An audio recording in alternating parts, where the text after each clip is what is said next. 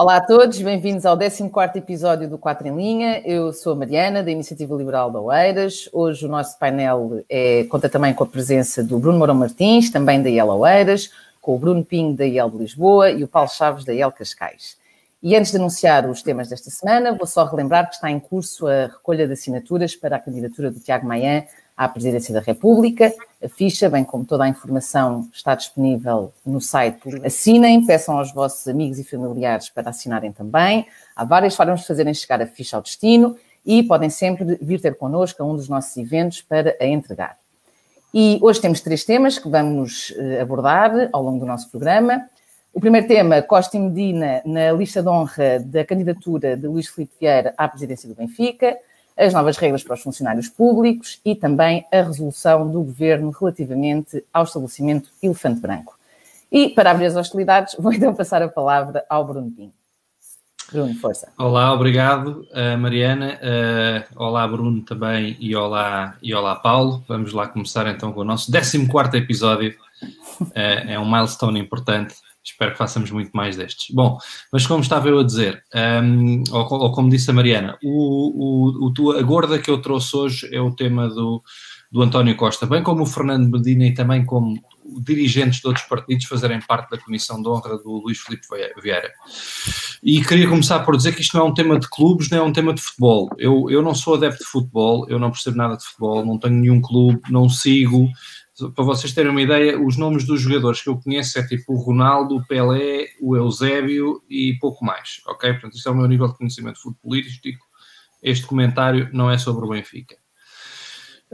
Mas sei que o Luís Filipe Vieira está implicado em processos de corrupção que estão a ocorrer judicialmente e, além disso, também é dono de uma empresa que deve centenas de milhões em crédito mal parado a um banco que recebeu ajudas do Estado. Ajudas essas aprovadas por este governo, ou pelo menos pelo governo presidido por António Costa, e recebeu essas ajudas exatamente para tapar os buracos dos créditos mal parados, como o da empresa do Luís Filipe Vieira. Lembro também que o cidadão António Costa e o primeiro-ministro António Costa são a única e mesma pessoa. E António Costa sabe isso perfeitamente. Aliás, se lembram, houve um comentário dele famoso há uns anos que é um membro do governo, nem no café se pode esquecer que é membro do governo. E esse comentário é sobre isso mesmo. António Costa, como bom socialista, deixem-me fazer aqui um pequeno à parte, gosta de criar regras que aplicam aos outros. Ele não aplica nunca, mas aplica sempre aos outros. Isto é um clássico socialista. Mas voltando ao tema, não fica nada bem ao primeiro-ministro de um país, por mais paixão clubística ou amizades que tenha, associar-se publicamente a quem está a braços com a justiça e quem está implicado nestes temas que têm custado centenas de milhões ao erário público via ajudas de Estado a bancos. Atenção, também aqui outro pequeno disclaimer, isto não é um comentário a amizades privadas, que são perfeitamente válidas e todos nós temos os nossos amigos, mas isto é um comentário à associação pública que António Costa fez questão de fazer ao estar nesta lista de honra de Luís Filipe Vieira. Para terminar este tema, queria apenas referir que Costa defendeu-se dizendo que em Portugal ainda havia liberdade de expressão. E nisso ele tem toda a razão. A liberdade de expressão, coitada, tem levado muita pancada nos últimos anos do PS e dos partidos de extrema-esquerda que o apoiam. Mas ainda assim, a liberdade de expressão vai sobrevivendo. Agora, a noção, pobre coitada, essa é que já desapareceu, como aliás é patente pelo facto por esta gorda que estamos aqui a comentar. E muito rapidamente, e sei que isto sai um bocadinho fora do que tínhamos combinado em termos de gordas, mas eu tenho aqui outro tema, outra gorda que também apareceu no fim de semana, que vou falar muito rapidamente. Sobre esta não vou ir além, pelo menos, dos factos que saíram a público no fim de semana, que saiu a notícia que a empresa da mulher e da sogra do secretário de Estado da Mobilidade, que é o Eduardo Pinheiro, que está na equipa do Ministério do Ministro do Ambiente, Matos Fernandes, esta empresa andou a fazer vários contratos nos últimos 5 anos, foram um total de 39 contratos, segundo o que está na empresa, com o Estado. E esses contratos tiveram um valor, foram feitos via adjudicações e tiveram um valor total de 2 milhões de euros para a empresa da mulher e da sogra do secretário de Estado. Desse valor de 2 milhões de euros, metade, 1 milhão de euros, foi feito com entidades que estão diretamente debaixo da tutela do Ministério do Ambiente. Bom, como eu disse, o tempo aqui é escasso, eu já apresentei a minha gorda, não vou fazer muito mais comentários sobre esta notícia, exceto para dizer que, não sei se vocês se lembram daquele cartaz da Iniciativa Liberal, que era o Cumprimos, a gozar com o Cumprimos do PS, esse cartaz Cumprimos continua bastante atual. E o PS, pela enésima vez, mostra que perdeu todo o pudor no assalto que anda a fazer ao Estado e no assalto que anda a fazer aos impostos pagos por todos nós. E, enfim, gostava de termos mais tempo para discutir isto, mas provavelmente terá de ser num futuro programa para não aborrecer toda a gente. E com isto, passo a palavra. Certo? Bom, parece que as duas pessoas que não percebem nada de futebol na IL, pelo menos aqui na IL Lisboa, Oeiras, estão a comentar este assunto. Portanto, eu acho que ainda... Bom, eu acho que percebo um bocadinho mais de futebol ainda do que o Bruno Pinho, apesar de tudo. Conheço o nome de mais 3 ou 4 jogadores, por exemplo, o Ronaldo. Tu não falaste. Bom, eu acho que falei no Ronaldo, não falei no Ronaldo. O Bruno falou no Ronaldo. Eu disse o Ronaldo, o Pelé e o Eusébio. Então pronto, então estamos na mesma. Falta o Messi. Falta o Messi. Então, ok, estamos mais ou menos a mesma. Bom, então, eu nesta história do mete política, a parte da política, percebo um bocadinho mais. A parte de futebol, eu sou uma espécie de um marciano. E então, depois de ver esta novidade, pronto, estas notícias de ontem sobre este assunto, pus-me no papel de um marciano que vem a Portugal. Um marciano que gosta muito de pastéis de nata e vinho do Porto e que veio até aqui e começa a olhar à volta. Do lado, olha para os jornais, vê uma série de notícias sobre uma série de catástrofes financeiras em bancos, com dezenas de milhares de milhões de euros colocados pelos contribuintes nos vários bancos, que por sua vez andaram a emprestar dinheiro àquelas pessoas que têm a casa hipotecada e que se não pagam ficam sem a casa, e depois aos outros que devem dezenas ou centenas de milhões e que não acontece nada. Depois temos o lado do futebol, onde nós vemos uma promiscuidade entre a política e o futebol que já tem anos e anos, com juízes a ocupar lugares na Federação Portuguesa de Futebol, deputados que ou são membros da direção de clubes ou, como aconteceu recentemente, candidatam-se a lugares de destaque também na Federação Portuguesa de Futebol. Enfim, uma festa. No meio disto tudo, aparece um senhor que eu, de facto, nunca tinha prestado muita atenção a ele, chamado Luís Filipe Vieira, do qual acho que o Marciano começou a ouvir falar nele agora por causa de um caso que está em tribunal com um rapaz que tem assim um cabelo tipo ouriço e que se chama Rui Pinto, e que tem falado bastante também neste senhor. E eu descubro, entretanto, esqueci-me de dizer uma coisa, o Marciano está a pagar impostos cá em Portugal. O Marciano chegou e teve logo imediatamente que preencher, que se inscrever nas finanças, e como é marciano, está na taxa máxima do IRS, etc, aquelas coisas todas, paga em mim.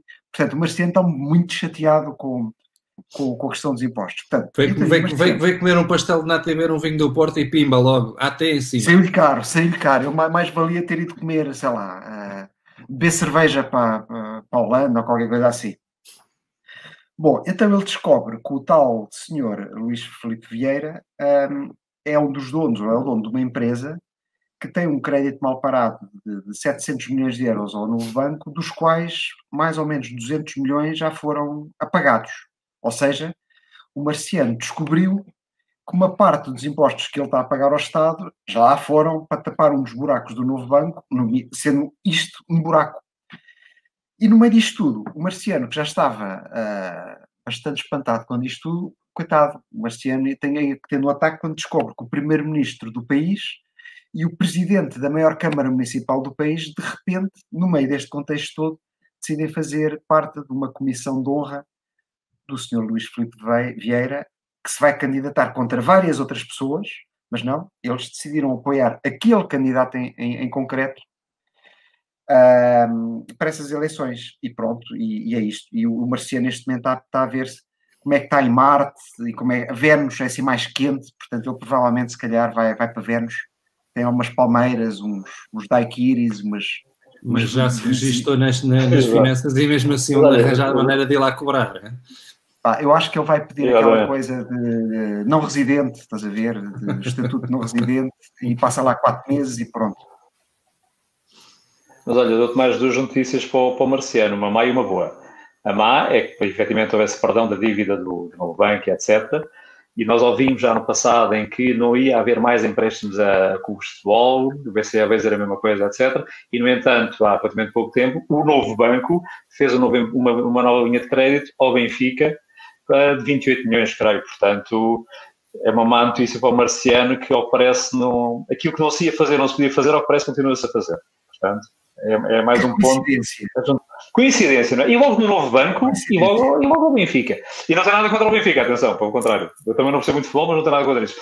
A boa notícia no meio disso tudo é que eu tenho a certeza que amanhã, terça-feira, mais tardar, o paladino da antirrupção em Portugal, o novo orixá da nova religião que existe por aí, de certeza vai pôr, o André Ventura vai pôr um vídeo daqueles.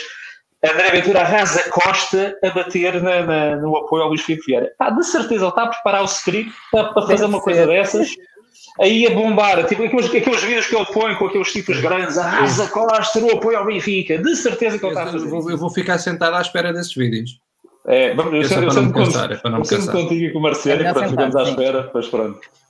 Eu já agora, antes de passar, queria só, agora já não é o Marciano, agora sou eu a falar. O Marciano baixou em mim, mas agora já foi embora. Já foi. Esta semana, na quarta-feira, calha mesmo bem, a Iniciativa Liberal Cascais tem um café liberal com o João Paulo Batalha, da Associação Integridade e Transparência. Portanto, eu acho que isto vai ser um tema mesmo bom. Exato. Para o pessoal se ligar, como dizem os nossos amigos brazucas, se ligar no Café Liberal de Cascais na quarta-feira, ao final do dia. Sem dúvida. Muito pertinente. Muito bem. Bem, eu vou, depois desta analogia ao Marciano, pronto, já não há de facto muito mais a acrescentar, mas vou só complementar, lembrando que de facto o Governo rege por um código de conduta que ele próprio aprovou em Conselho de Ministros.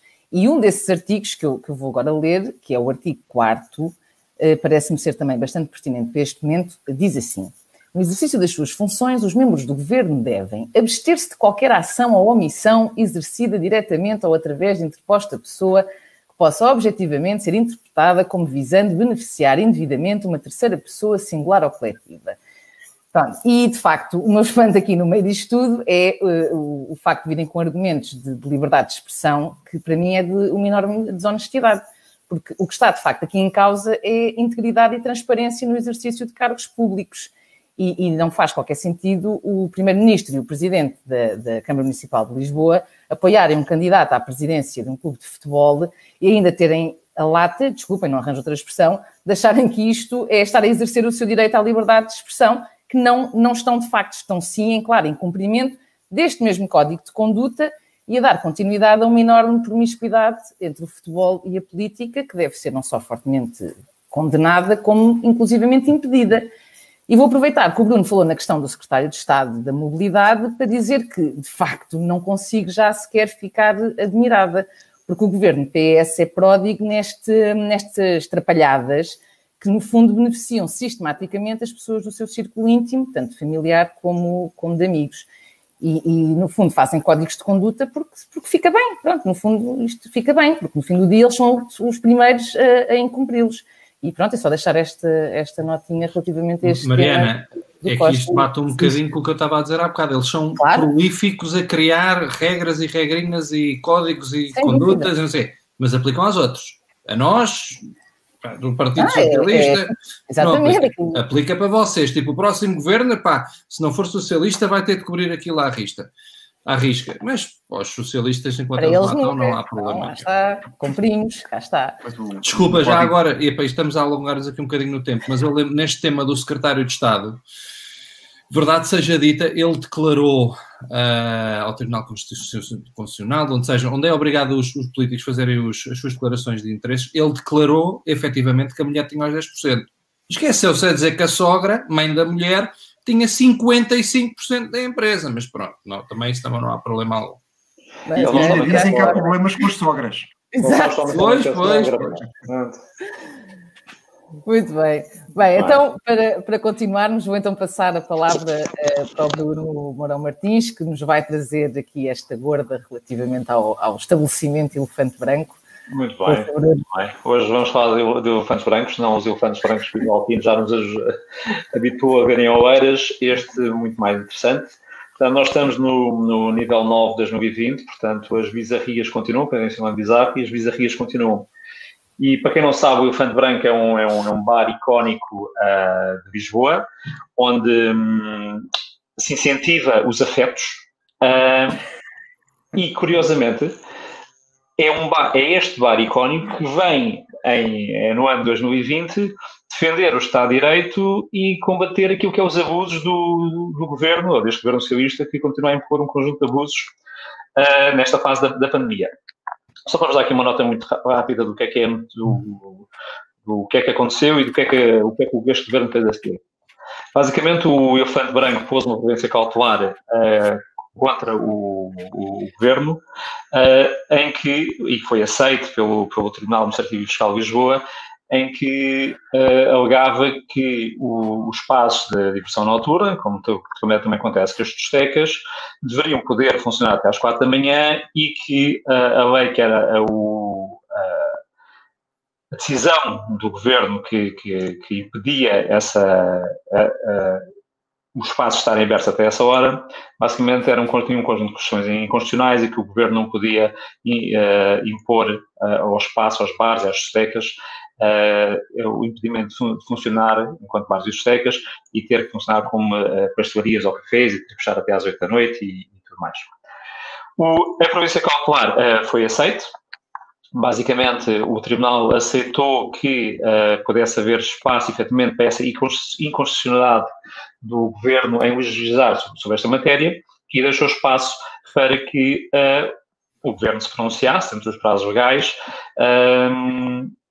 para manter ou anular, efetivamente, as normas que obrigavam os estabelecimentos noturnos a fechar.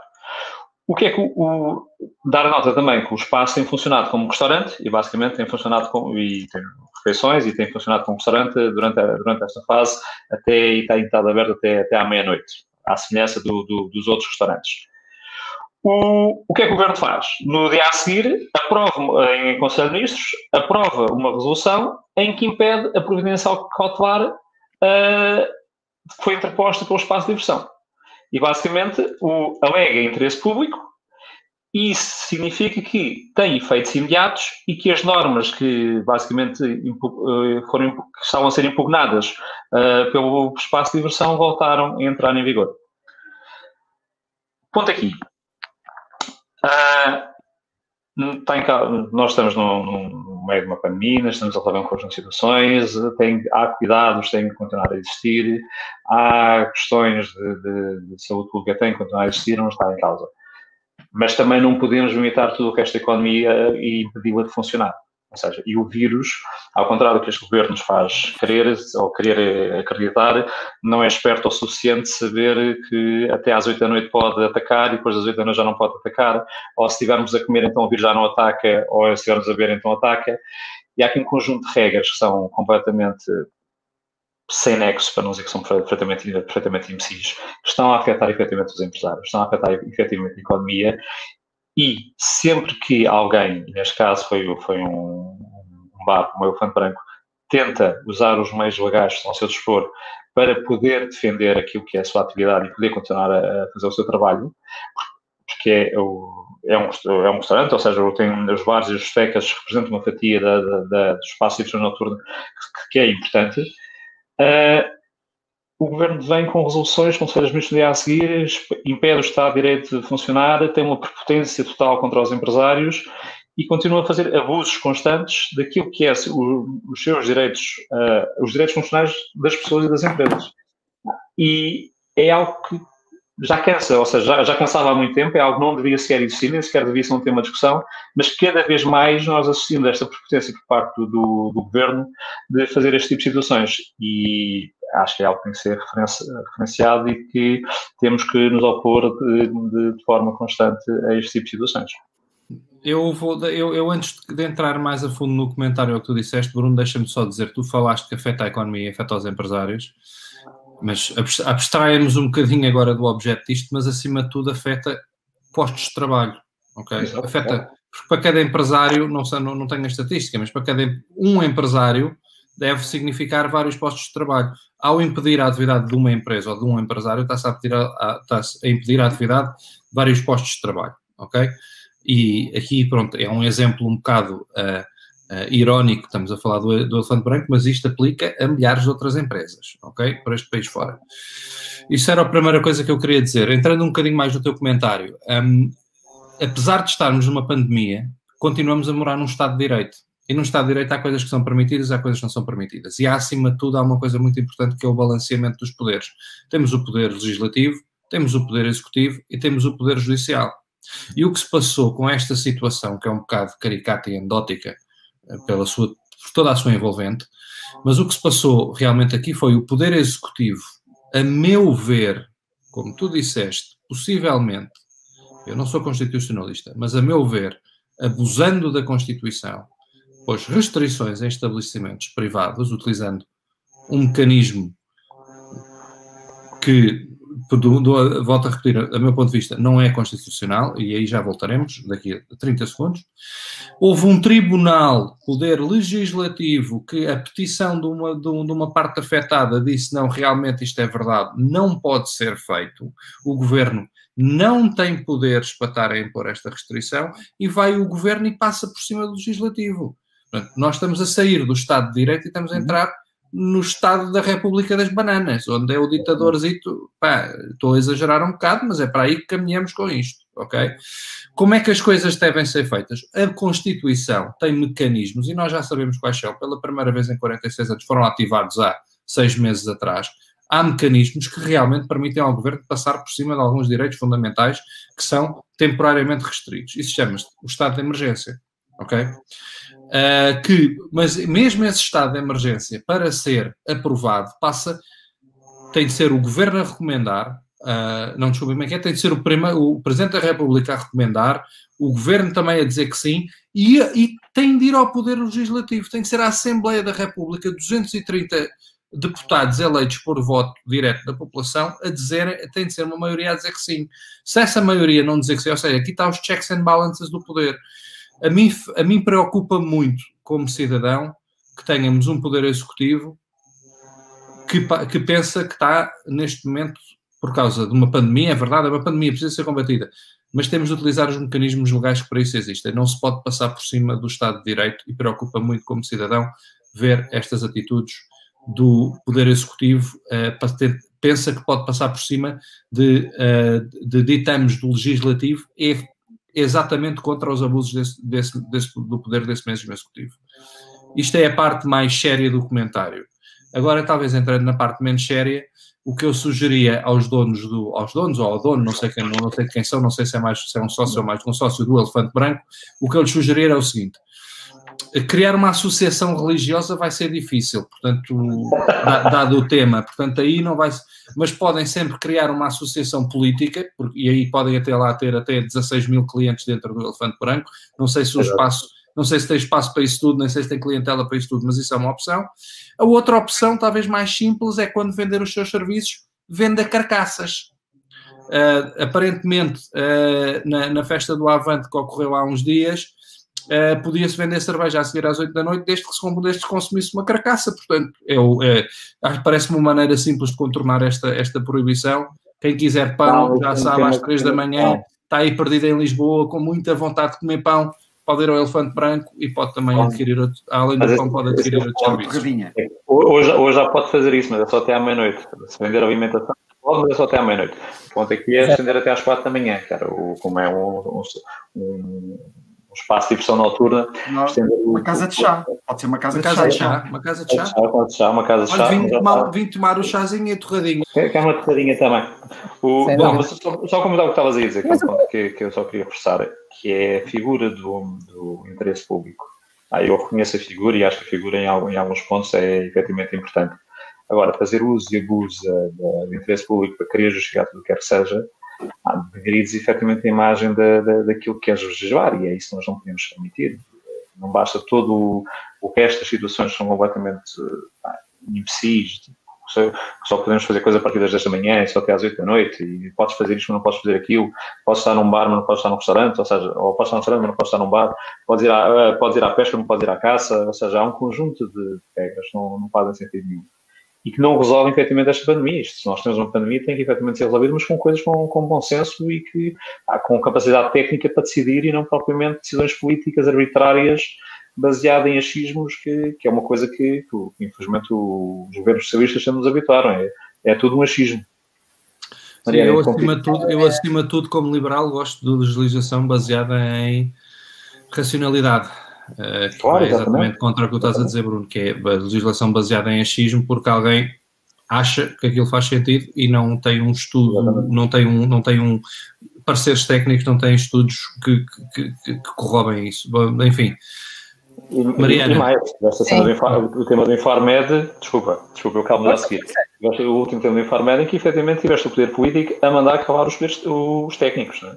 Portanto, essa história ficou ainda por contar como é que aconteceu e interrupções para as férias, porque basta, se o vírus para às 8 da noite, também parou por férias, coitado, o vírus estava ocupado.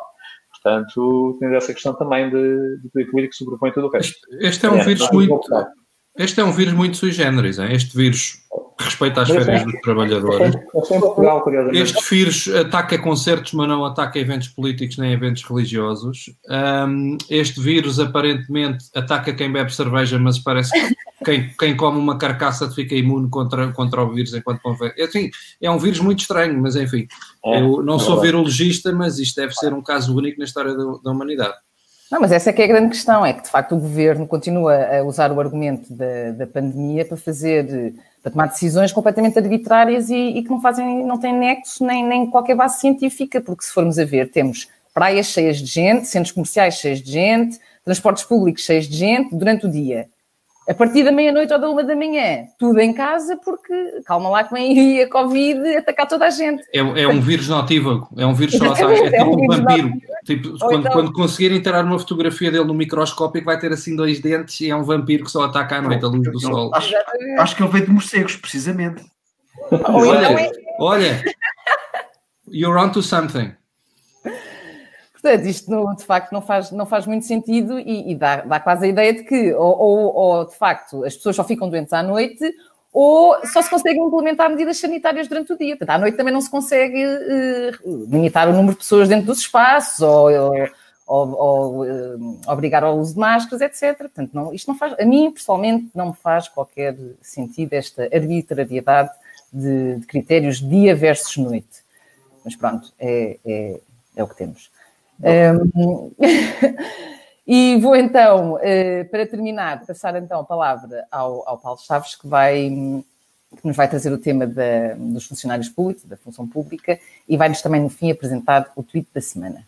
Força, Paulo.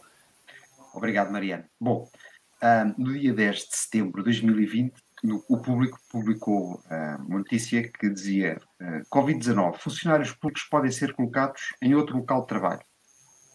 Eu vi isto e fiquei muito bem impressionado. Fantástico. Ou seja, tive quase a bater palmas.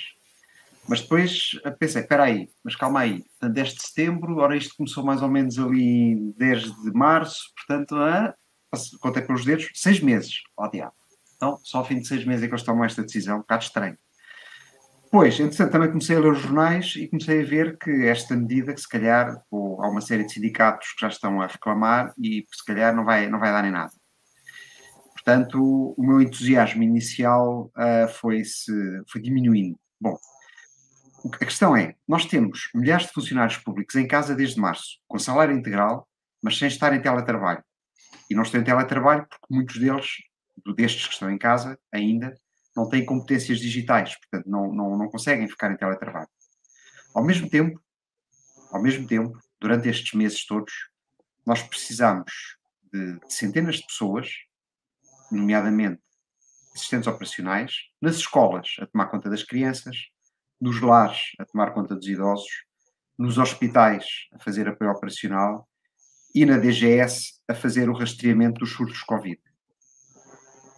Bom, a questão é que a forma como a função pública é gerida não mudou muito nos últimos 30 anos. Pelo menos o padrão. Obviamente que há exceções, mas o padrão mantém-se. Para quem conhece e para quem se lembra dos artigos do Vasco Polivalente no Independente nos anos 90, e que ele escrevia também sobre a função pública, se nós os formos reler, vemos que as coisas não mudaram assim tanto quanto isso. Só que o mundo mudou. O mundo está muito mais exigente, os utentes, o público está muito mais exigente, do ponto de vista legal, os constrangimentos legais, apesar de tudo também, e felizmente, hoje são muito maiores do que eram, a tecnologia está muito diferente e a função pública continua mais ou menos a mesma de sempre. Ou seja, os funcionários públicos dividem-se basicamente, simplificando um bocado, mas dividem-se em dois grandes grupos. Aqueles que têm a competência, que têm a vontade, que têm a resiliência e que têm o brio para fazer bem o seu trabalho, mas que estão isolados, que não têm incentivo para ser o melhor possível, para além do seu próprio brio. E depois temos outros, uns que não têm competências para trabalhar no nível de digitalização atual, que não é fantástico, como nós sabemos, mas também não há nada, não há nenhuma ação para lhes dar as competências para eles ganharem essas competências. E depois há outro grupo que são aqueles que têm as competências, mas que se aproveitam descaradamente e sem consequência pessoal do status quo que existe. Ou seja, podem continuar a fazer pouco ou nada, que não acontece nada. Os primeiros, aqueles que têm a competência, a vontade, a resiliência, ganham muito menos do que no privado e tendem a ir embora para o privado, como é óbvio.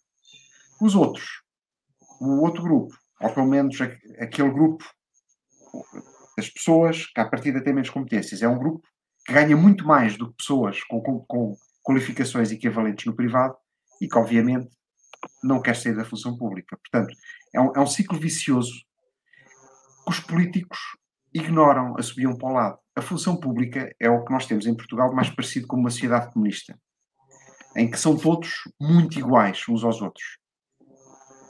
Demasiado iguais uns aos outros. E também isso não espanta muito, porque se nós formos ver, o PC e os sindicatos do PC mandam na forma como a função pública está organizada há mais de 40 anos. O Bloco Central encolhe os ombros e não está muito preocupado em alterar o status quo. Os fundamentos de todo o sistema são os mesmos e não há preocupação nenhuma em alterá-los. O Bloco Central está, acima de tudo, preocupado em utilizar a função pública como uma arma política. Portanto, não é a transparência nem o dinheiro dos contribuintes que interessa. É a arma política que a função pública pode ser.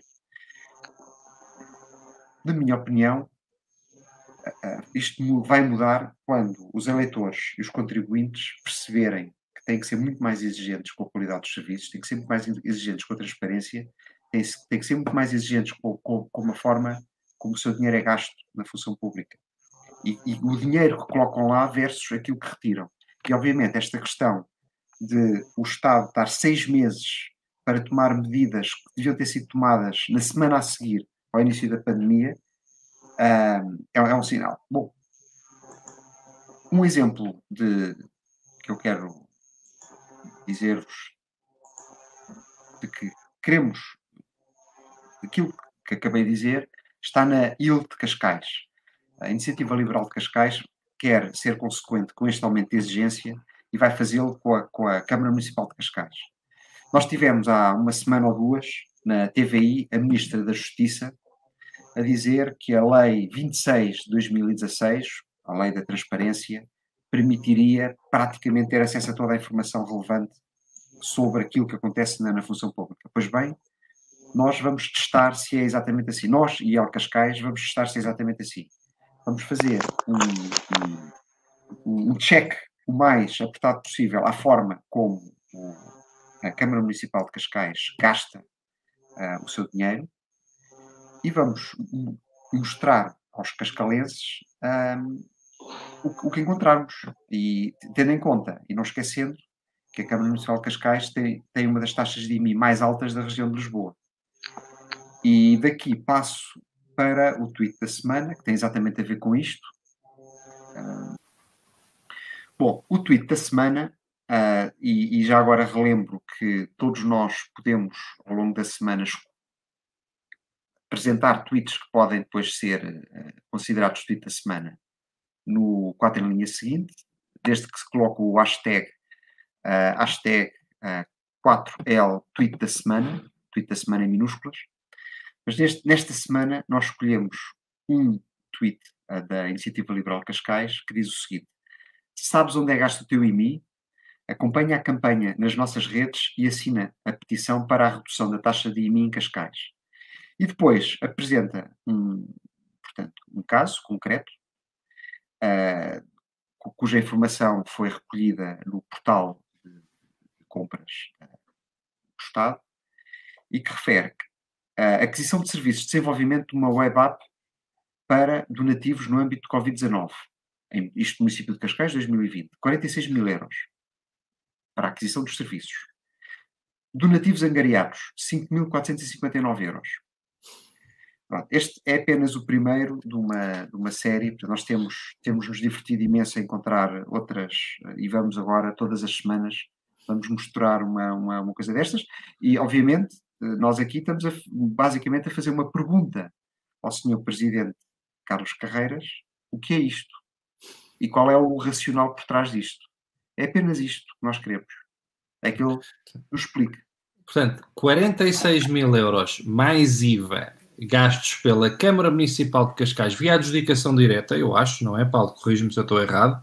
Não sei se foi concurso, mas pronto. São 46 mil euros mais IVA pagos pela Câmara Municipal de Cascais durante a pandemia Covid para criar um portal de donativos, exatamente para esses donativos poderem ir socorrer pessoas que tenham sido mais afetadas pela pandemia Covid.